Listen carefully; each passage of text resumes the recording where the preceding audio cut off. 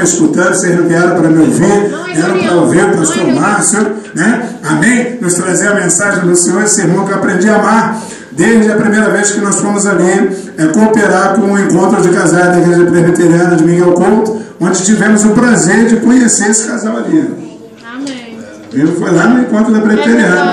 E aí nós conhecemos eles lá, ajudando lá nos corredores. Ao nosso papai, pela sua bondade, misericórdia imensa por nós, pela bênção de nossas famílias. E está aqui a gente aqui, graças a Deus também, um grupo da nossa igreja, até de uma certa forma, para louvarmos juntos a Deus, mas também agradecer pela vida do pastor Júlio, né, pela vida da pastora, né, Alba, que sempre tem sido bênção também no nosso encontro de casais. Só falta o pastor Júlio, vou ter que pedir para pregar na nossa igreja também, né? Mas no encontro de casais da nossa igreja, o pastor Júlio sempre tem sido bênção lá, todo momento, fortalecendo muito, graças a Deus. Todo o trabalho de encontro de casais por aí, inclusive, né, o da nossa igreja, né? Porque é comum rodar por aí e ver o pastor Júlio sempre lá, com toda a energia, com todo o vigor, toda a força dele. Amém. Nesse momento, vamos estar refletindo na palavra. A gente vai estar lendo em Provérbios, capítulo 9. E um texto que, de certa forma, ele vai falar sobre dois tipos de comportamento, duas tendências do ser humano, como se fossem duas mulheres. Mas dizer para os homens aqui que aqui não vai ser pregado somente para a mulher, né? Mas os nomes estão no feminino, mas ele se refere tanto ao homem quanto à mulher. Embora vai se exemplificar pelo comportamento de uma mulher em casa ou fora dela, mas que certamente vai ensinar quem a gente está na nossa vida decidindo ser. Nossa vida é formada de escolhas, o Espírito Santo nos abençoa, nos unge, é derramado sobre nós, Ele nos impulsiona, Ele nos faz crer em Jesus Cristo, Ele nos faz crer na palavra, Ele faz a gente entender o Evangelho, receber o Evangelho, nos faz aceitos pelo Pai, mas ao mesmo tempo o Espírito Santo, Ele nos ensina. E muita coisa Ele deixa que a gente tome a nossa decisão. E a palavra nos orienta sempre. E esse texto vai nos ensinar o caminho da sabedoria e o caminho da loucura. Há momentos que a loucura é boa, né? Graças a Deus, lá na nossa igreja Presbiteriana de Maluco, tem uma igreja Presbiteriana de Maluco, né? Falei aqui. Tem uma penca de doido, mas acho muito bom, porque cada maluco beleza, que alegra o ambiente mais, fica uma coisa viva, feliz toda a vida. Mas há momentos e essa é a loucura que às vezes até Paulo fala, né? O pentecostal entende muito bem disso, né? Quando Paulo fala, se eu guardo a razão é para vocês, mas se eu enlouqueço é para o Senhor. E o que acontece? Nesse caso aqui de Provérbios, não é aquela loucura do apóstolo Paulo. Aquela loucura que ele fala que a loucura de Deus é mais sábia que a sabedoria dos homens, que Deus escolheu as coisas loucas deste mundo para envergonhar as sábias. A loucura em provérbio é algo terrível mesmo. É a loucura que tira a pessoa da sanidade, da saúde, inclusive da vida, e até mesmo da vida eterna. Porque o Provérbios é um livro de sabedoria, então é aqui a escolha da sabedoria ou a escolha da loucura. O tempo vai passando e a gente tem que almejar a sabedoria. Uma vez eu vi um pastor dizendo o seguinte, né, depois que ele chegou na meia-idade, ele falou que começou a ter um hábito de se assentar numa poltrona no dia do aniversário dele e ler um livro de Eclesiastes, que é um livro de muitas lamentações, de muita reflexão, que vê de uma forma pessimista a vaidade da humanidade, como o ser humano perde tempo com tanta coisa vã. E ele disse o seguinte: eu não tenho medo algum de envelhecer. O meu grande temor na vida é ficar velho e não ficar sábio. Porque, vamos ser sinceros, é muito tranquilo encarar uma criança que não tem sabedoria nenhuma. Mas um velho que não é sábio é uma coisa quase que insuportável. A gente aguenta pela fé, pelo amor, pelo chamado de Cristo. Então, irmãos, por favor, vamos buscar o caminho da sabedoria. Uma coisa terrível é uma pessoa velha sem sabedoria. A gente atura um adolescente sem sabedoria, porque é da adolescência ser imaturo, mas da velhice não. Do idoso espera-se a sabedoria. E a gente tem que envelhecer com sabedoria. A gente tem que aprender a cada passo, a cada dia, a cada instante. Então o que acontece? Peço que os irmãos abram aí em Provérbios. Eu vou fazer o seguinte: eu não vou ler o texto todo de uma vez. Eu vou pedir para a gente ir lendo junto. Não importa se às vezes vai ter algumas versões diferentes, a gente vai tentando aí, né? Com certeza aqui não vai virar Torre de Babel.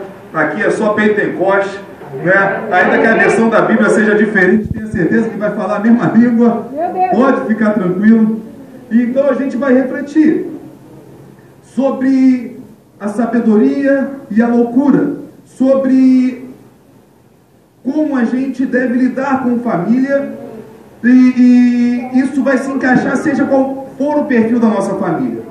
Um dos erros que a gente comete às vezes como igreja é que quando a gente vai pregar, a gente fala de família às vezes como se a família hoje em dia existisse só um modelo, que é o modelo nuclear, né? O pai, a mãe e os filhos daquele casamento.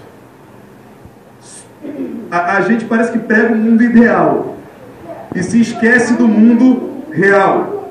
O mundo real é um mundo de divorciados, o mundo real é um mundo de pais solteiros, de mães solteiras, de pais viúvos, de mães viúvas, de enteados. Esse é o mundo real, onde também há aquela chamada família base, família nuclear, o papai, a mamãe e os filhos daquele mesmo casamento. Só que às vezes prega-se nessa realidade.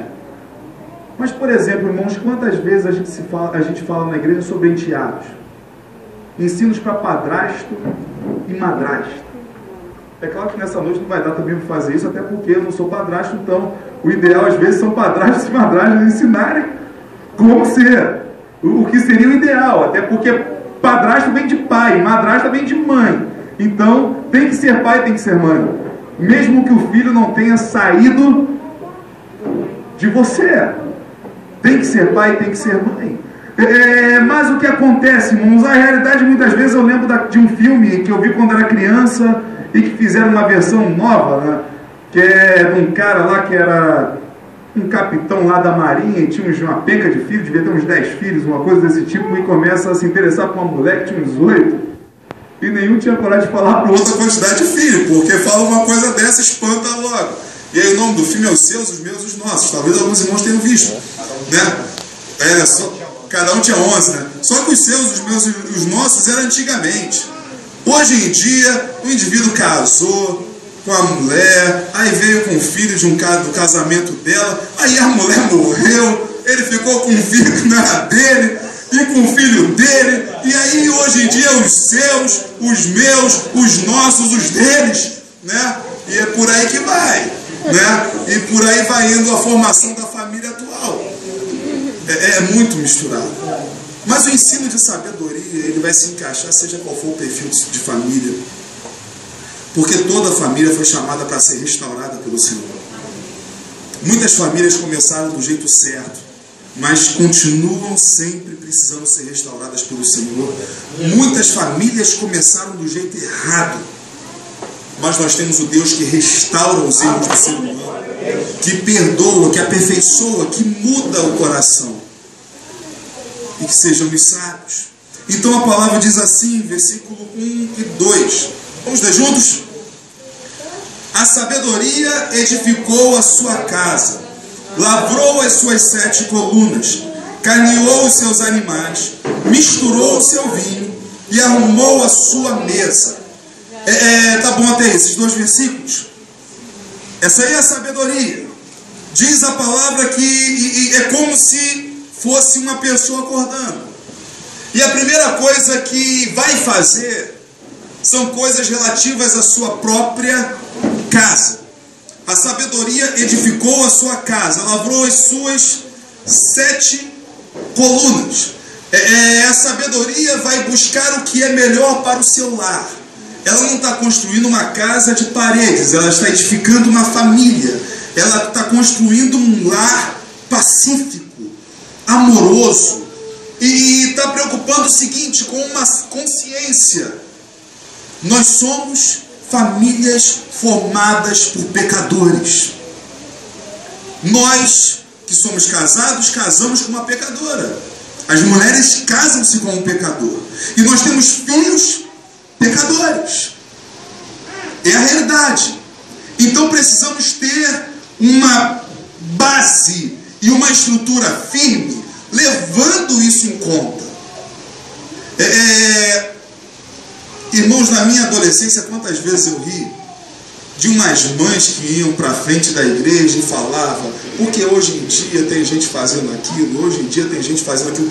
Eu me recordo claramente uma época que, na minha adolescência, que eu tocava numa banda de rock gospel, e aí foi uma irmã pregar para as irmãs da igreja, detonando uns clipes que davam na televisão de bandas, e falou assim, como é que pode? Hoje em dia existe rock gospel, até onde esse mundo vai chegar? Meus filhos detestam isso. A gente riu muito porque ele era o baterista da banda.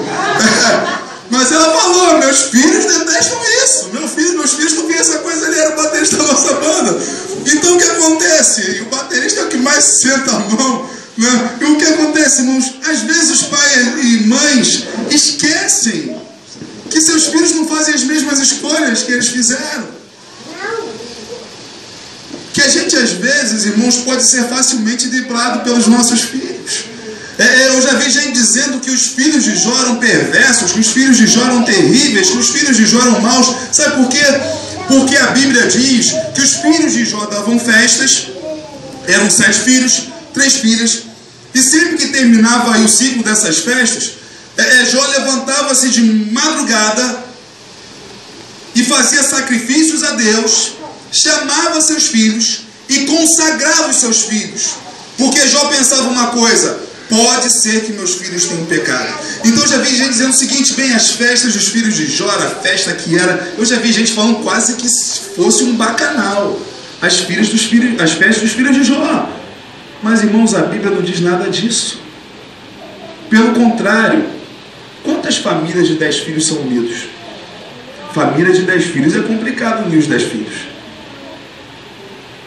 Eu já vi igrejas, irmãos na mesma igreja, de famílias de 15 filhos, e você não vê proximidade entre esses irmãos, porque é uma distância muito grande. Os filhos de Jó tinham uma característica maravilhosa, eles eram extremamente unidos, e eram tão unidos que morreram juntos, dentro da mesma casa. O que Jó fazia como sacrifício, como consagração, ele dizia o seguinte, ele tinha plena consciência que seus filhos podiam errar. Então ele vigiava. Ele fechava todas as brechas. É o que Jó era sábio. É o que diz aqui no livro, que a sabedoria edificou a sua casa, lavrou as suas 7 colunas. Coluna é o que sustenta um teto. É o que sustenta uma estrutura. E 7 na Bíblia é um número que indica uma perfeição, uma totalidade. Quer dizer, a sabedoria almeja a perfeição para a sua casa. A sabedoria tem uma consciência. Se eu não fortalecer as estruturas da minha casa, o teto pode desabar. Na linguagem popular, uma das gírias diz o que? A casa caiu. Né? Se alguém vai tomar uma coisa de você, vai te roubar, a casa caiu. Se alguém vai desfazer algo que você construiu, a pessoa diz, a casa caiu. A sabedoria, ela tem a plena consciência que a casa pode cair. Ela tem plena consciência que as coisas podem ruir. É lidar com a realidade, irmãos.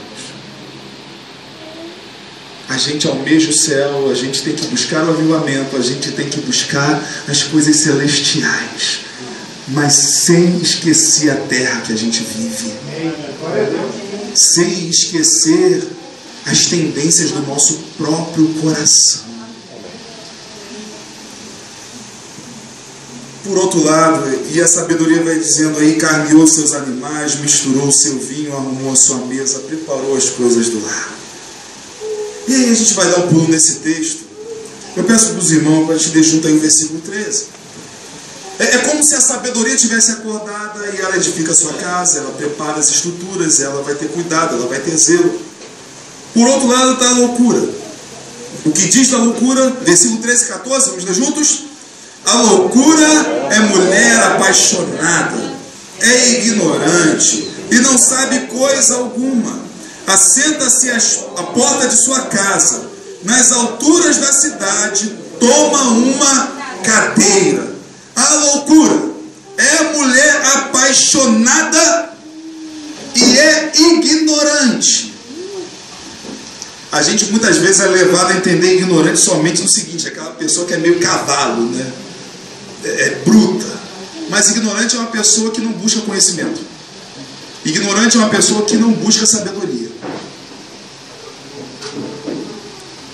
Ignorante é uma pessoa que não consegue parar para aprender algo. É uma pessoa que não consegue chegar num templo, sentar-se num banco e ouvir os ensinamentos que tem para a sua vida. Ignorância não é analfabetismo. Porque eu conheço muita gente analfabeta que é sábia. Porque se não sabe ler, buscou ao máximo aprender com algo que Deus deu chamado orelha. E por isso que os ensinos de sabedoria mesmo diz que mais sábio é o que ouve do que o que fala. Aquele que busca reter mais. Aliás, uma pessoa que fala muito normalmente não ouve. Né? Já viu aquela pessoa que conversa com ela, e quando ela está em silêncio, quando ela vai falar contigo, ela fala uma coisa que não tinha nada a ver com o que você estava falando, ela não prestou atenção em nada que você falou. Tem gente que tem uma dificuldade imensa de ouvir. A loucura, ela não está nem aí para ouvir. A loucura não busca ensinamentos que vão fazer dela uma pessoa melhor, porque ela não está nem aí. A loucura é ignorante, é apaixonada. A loucura é barraqueira. Irmãos, o cristão não é daquele perfil que diz assim: isso não está na Bíblia, dou um boi para não entrar e uma boiada para não sair. Me diz que provérbio é esse e que texto está. Onde que está na Bíblia um negócio desse? A única coisa que eu sei que está na Bíblia é a palavra de Jesus. Se te bater numa face, oferece a outra. Isso está na Bíblia. Não estou dizendo que é fácil de cumprir, que é mole, que é tranquilo, que é beleza e fácil. Não estou falando que é fácil. Eu estou falando que é isso que está na Bíblia. É isso que vem dos lábios da pessoa mais sábia desse universo, nosso Senhor Jesus Cristo. E o que acontece?